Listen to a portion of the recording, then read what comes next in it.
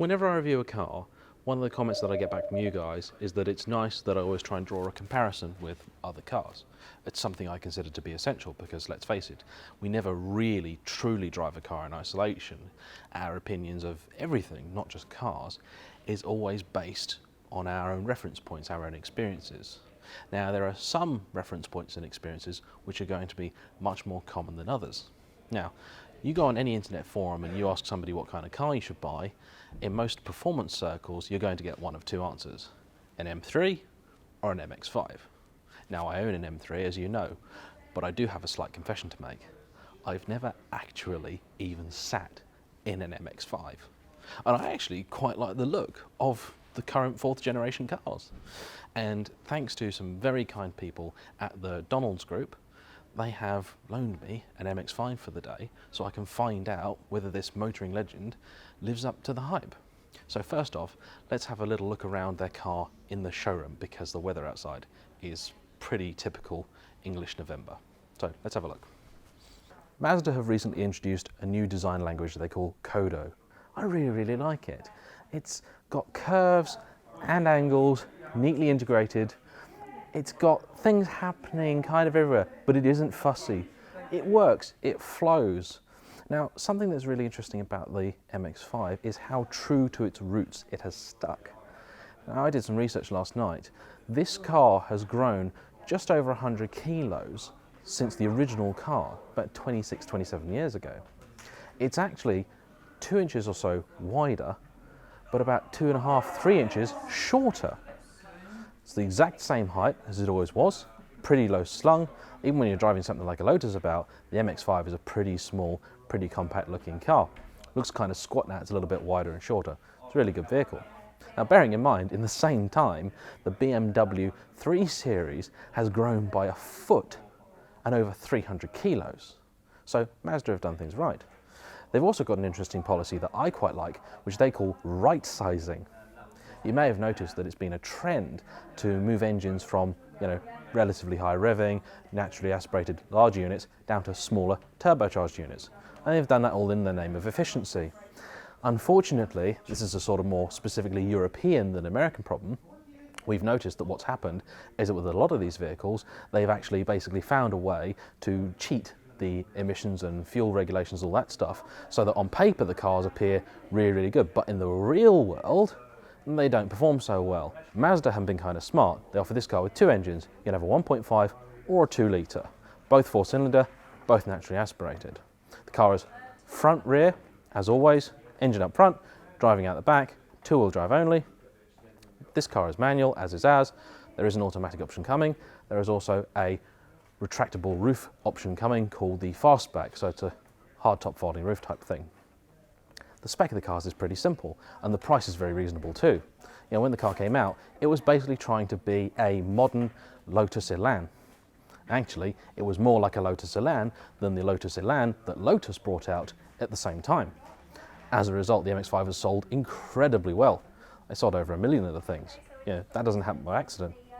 Before we go on the road, there is one thing that I want to show you because we may not get a chance to test it outside depending on how nice the weather is, and that is the roof mechanism.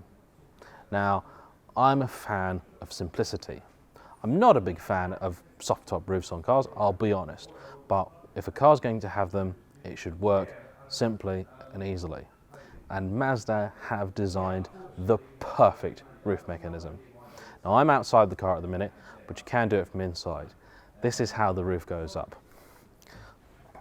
Unclip to release the roof, pull roof across, it goes on, clipped, done, that's it. And I did that pretty slow because I've never done that before. But I think this is far better than any electric roof I've ever come even remotely close to. Okay, hardtop roofs are a different thing, but this is perfect. Well done, Mazda. What's it like? First things first, interior. Yeah, pretty nice.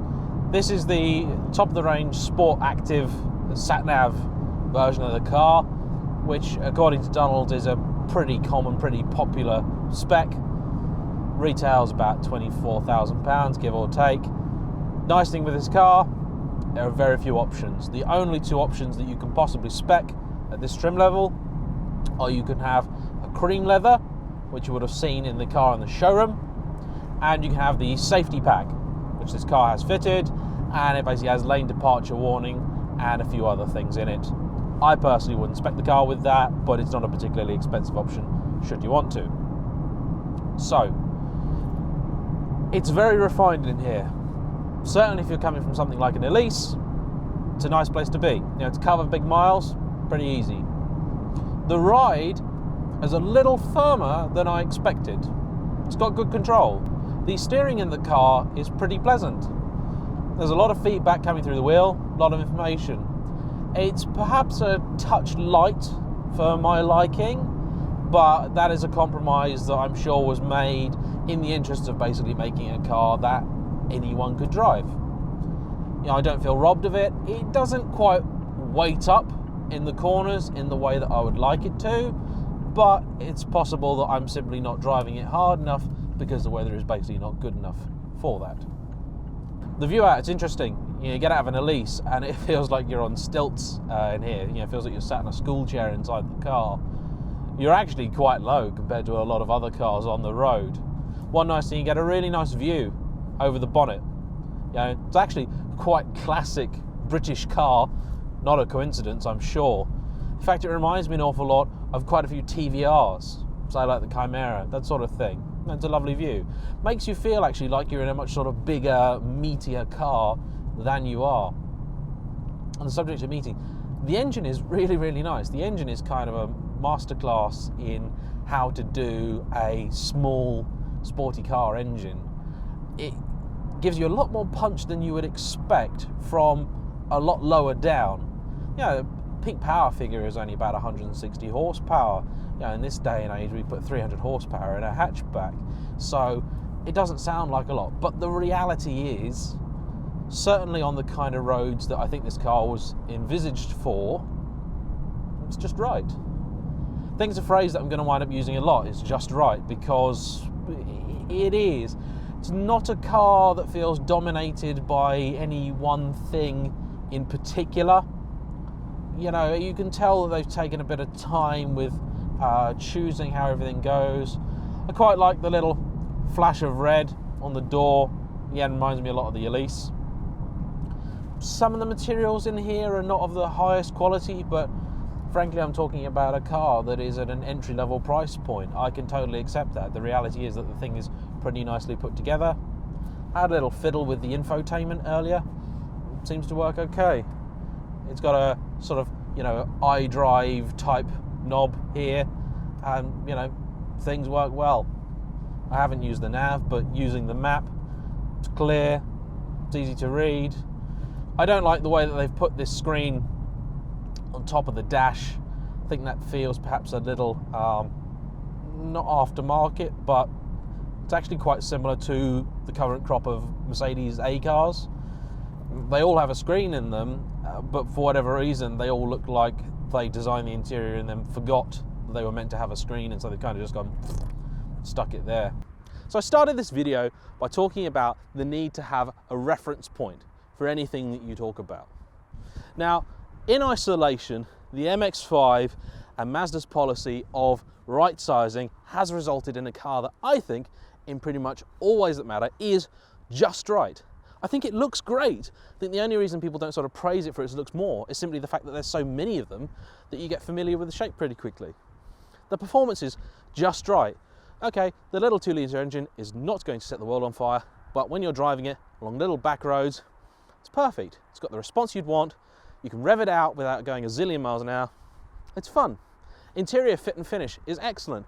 For a car at this price, that's exactly the sort of thing that I would expect. You know, you spend £24,000 in a German car and you don't get very far. You certainly don't get a full leather interior. That being said, when you then compare it to something like an Elise, you do notice a few areas where it's not quite up to par. Those are areas like steering feel, involvement, you know, intensity, experience. In the Elise, you feel like you're hardwired into the chassis. That being said, you compare an Elise with pretty much anything and it's going to feel a little bit sort of soft and wallowy. There's also no escaping the fact that the Mazda in its most expensive configuration is a good £6,000 cheaper than the Elise in its cheapest configuration, a configuration which very, very few people actually go for. However, the difference is, if you want a car that you're going to use daily, or you're going to swap between family members, some of whom may not be that involved in, the thrill of driving, MX-5 is a great car. Perfectly enjoyable if you're a petrol head. It's really nice. It's the perfect kind of level of retro and modern. But if you're looking for a weekend toy or something to enjoy on the track or just when you've got sunny days, the Elise is fantastic, and really nothing will come close for a driving experience. However, you do have to make compromises in order to achieve that, and whether those compromises are acceptable, that is up to you. When Julian Thompson designed the original Elise, it wasn't designed as a replacement for a particular car. He actually designed it for people that had a Ducati and wanted effectively a motorbike with 4 wheels. And he pretty much achieved that. But you got to think that that design brief does come with a certain idea about the level of refinement you're going to get. So yeah, try them. If you haven't driven either one, I recommend them. If you already own an Elise, you're probably going to think the MX-5 is a bit soft, a bit wallowy, and a bit but then you'd probably say that about most cars after an Elise. So there we go. I want to say a particular thank you to the Donalds Group for loaning me the MX-5 for the day. Without the support of guys like you, I couldn't be doing these sorts of things. It's a really, really great car, and I've really enjoyed having it. I want to say a particular thank you to Holly and to Mike for facilitating this and making it possible. I want to thank you guys as usual for watching. If there's anything else you want to see, please comment below. I can't promise that I'll make it happen, but if I can, I of course will. Thank you for watching. Please subscribe if you haven't already. Comment below. If you don't already, follow my Facebook and my Instagram pages, where I stick a load of extra stuff, bonus content that you don't see on YouTube. Thanks for watching. See you soon.